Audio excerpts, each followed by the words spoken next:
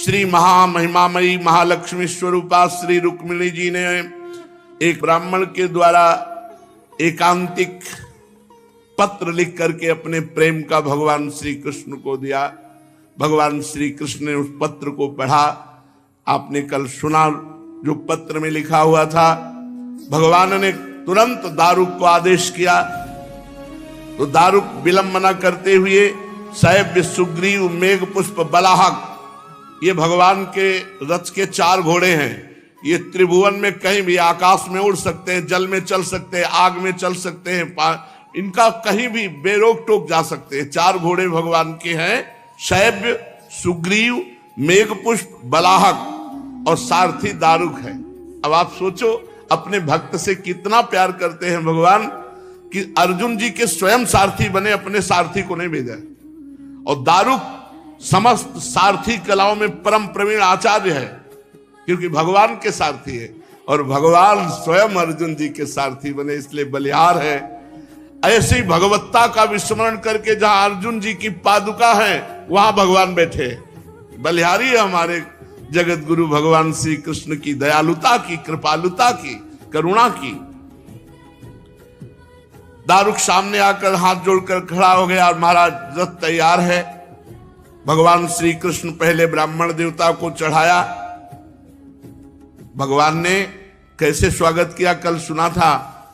पैर धोए, खवाया पियाया, आसन में बैठाला और चरण दावे। तब पूछा आप कहां से आए हो, पहले ही नहीं पूछा। खवा पिया के आराम करके चरण दाबते हुए, ऐसा ब्रह्म ऋषियों का स्वयं भगवान सम्मान करते थे। इसीलिए भगवान का एक नाम है ब्रह्मण्य देवाय, नमो ब्रह्मण्य देवाय गो ब्राह्मण हिताय च। कुंडिन नरेश महाराज भीष्मक अपने बड़े लड़के रुक्मी के स्नेहवश अपनी कन्या शिशुपाल को देने के लिए विवाह उत्सव की तैयारी कर रहे थे। पूरा कुंडनपुर सजाया गया था। राजपथ, चौराहे, गली कूचे सब स्वच्छ करके जगह जगह चित्रावली की गई थी, चौक पूरी गई थी, इत्र छिड़का गया था। चित्र विचित्र रंग बिरंगी छोटी बड़ी झंडियां, पताकाएं, सब तोरण बांधे गए थे। पूरे नगर के स्त्री पुरुष सुंदर पोशाक धारण के, इत्र फुलेल चंदन आदि लगाए हुए सब एक दूसरे सेवा में मगन, क्योंकि ब्याह हो रहा है रुक्मिणी जी का शिशुपाल के साथ। राजा भीष्मक ने पितर देवताओं का विधि पूर्वक पूजन किया, ब्राह्मणों को भोजन कराया और फिर स्वस्ति वाचन। परम सुंदरी राजकुमारी रुक्मिणी जी को स्नान कराया गया, हाथों में मंगल सूत्र कंकड़ पहनाए गए, कोहबर बनाया गया, 2 नए नए वस्त्र पहनाए गए, उत्तम आभूषण से विभूषित की गई। सामवेद, ऋग्वेद, यजुर्वेद इन मंत्रों के ज्ञाता, अथर्ववेद के विद्वान पुरोहित गृह शांति के लिए वेद मंत्र उच्चारण करें। अलग अलग वेदों का स्वस्ति वाचन हो रहा है। सोना चांदी वस्त्र गुड़ मिले हुए तिल गौएं ये सब ब्रह्म ऋषियों को दान की गई। और उधर दम घोष पुत्र शिशुपाल भी दूल्हा बनकर तैयार हो रहा है। पूरे मंगल कृत्य किए जा रहे हैं। मद चुआते हुए हाथियों और सोने की मालाओं से सजे हुए रथों, पैदलों और घुड़सवारों की चतुरंगिणी सेना लेकर चेदि नरेश महाराजा दम घोष शिशुपाल के साथ कुंडनपुर में प्रवेश किया। विदर्भराज भीष्मक ने जो रुक्मिणी जी के पिता थे आगे आकर उनका स्वागत सत्कार किया, अर्चन पूजन किया और जनवासे में आनंद पूर्वक ठहरा दी गई बारात। बारात में पता था कि श्री कृष्ण आ सकते हैं, इसलिए जितने विरोधी राजा थे पूरे दल बल सहित आए थे। साल्व, जरासंध, दंतवक्त, विदुरथ, पौंड्रक, ये शिशुपाल के हजारों राजा अपनी अपनी सेना के साथ आए थे कि अगर श्री कृष्ण आएंगे तो निपट लेंगे। ये सब भगवान श्री कृष्ण बलराम जी के विरोधी थे। सबका मत था किसी भी तरह राजकुमारी रुक्मिणी शिशुपाल को ही मिलनी चाहिए, चाहे जो हो जाए। सब भगवान श्री कृष्ण के विरोध में सेना एकत्रित करके लाए थे। भीष्मक जी ने सबका स्वागत किया। राजाओं ने अपने अपने दल के अनुसार सेना, रथ, घोड़े, हाथी सब, और सबका स्वागत। बलराम जी को पता चला कि श्री कृष्ण निकल गए। रथ बलराम जी से नहीं सलाह की, न बताया, और बलराम जी को गुप्तचरों ने बताया वहां सब आए हुए हैं। साल्व, जरासंध, दंतवक्त, विदुरथ, पौंड्रक, शिशुपाल के शास्त्रों मित्र राजा।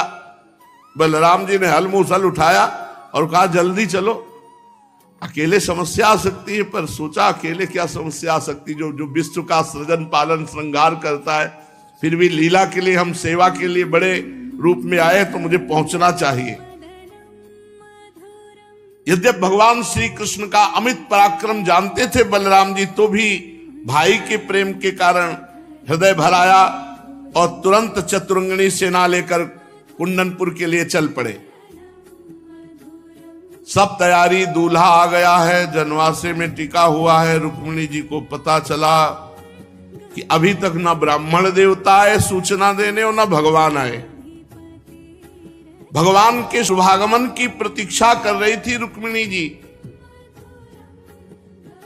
और इतने चिंता में पड़ गई कि पत्र ले जाने वाले ब्राह्मण भी नहीं आए और प्रभु का भी कोई संदेशा नहीं आया।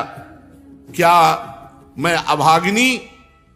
रुक्मिणी जी सोच रहे, अगर ये इस रात में प्रभु नहीं आए तो मेरा जीवन नष्ट हो जाएगा, मैं अपने प्राण त्याग दूंगी। यदि प्रभु नहीं आए तो शिशुपाल मुझे छू नहीं सकता। मेरे संदेश ले जाने वाले ब्राह्मण देवता भी अभी तक नहीं आए। इसमें संदेह नहीं कि भगवान श्री कृष्ण त्रिकालज्ञ हैं, सर्वज्ञ हैं, जानते हैं सबके हृदय की बात और विशुद्ध प्रेम को पहचानते हैं। तो ऐसा हो सकता है कि मुझ में कुछ ना कुछ बुराई देखी होगी प्रभु ने, तो शायद मेरा हाथ पकड़ने के लिए वो नहीं आए। कहीं ना कहीं मेरे में कमी होगी। ठीक है, मेरे भाग्य मंद हैं, विधाता और भगवान शंकर भी मेरे अनुकूल नहीं है। हो सकता है रुद्र पत्नी गिरिराज कुमारी पार्वती जी मुझसे अप्रसन्न हो। नहीं, ऐसा कैसे हो सकता था कि ना तो ब्राह्मण आए ना प्रभु आए। रुक्मिणी जी भगवान के चिंतन में इतनी डूब गई, रुदन करने लगी। उनका संपूर्ण मन, सारे मनोभाव भक्त मंचोर भगवान ने चुरा लिया था।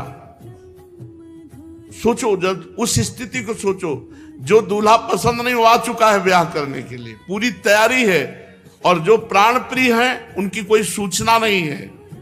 रुक्मिणी जी अपनी आंखों से आंसू बहाते हुए भगवान के चिंतन में तन्मय हो गई। इतनी हृदय में दाह पैदा हुई कि अगर प्रभु नहीं आए रात्रि भर में तो प्राण निकल जाएंगे। इतने में ही रुक्मिणी जी के बाईं भुजा, बायां नेत्र और बाईं जांग एक साथ फड़की। ये स्त्री शरीर के लिए शुभ सूचक है। बाम अंग फरकने लगे। पुरुष शरीर में दाहिना और स्त्री शरीर में बाया। बड़ा हृदय में शीतलता हुई कि मेरी बाईं आंख फड़क रही, मेरी बाईं भुजा फड़क रही, मेरी बाईं जांग फड़क रही। इसका मतलब प्रभु चल दिए हैं या पहुंचने वाले हैं। अभी वो इसी उधेड़ उनमें लगी हुई थी कि ब्राह्मण देवता ने पदार्पण किया, जो पत्र लेके गए थे। जे भी ब्राह्मण देवता गए तो देखा अश्रु प्रवाह करते हुए ध्यानस्थ श्री रुक्मिणी जी। तुरंत जय जय संबोधन किया।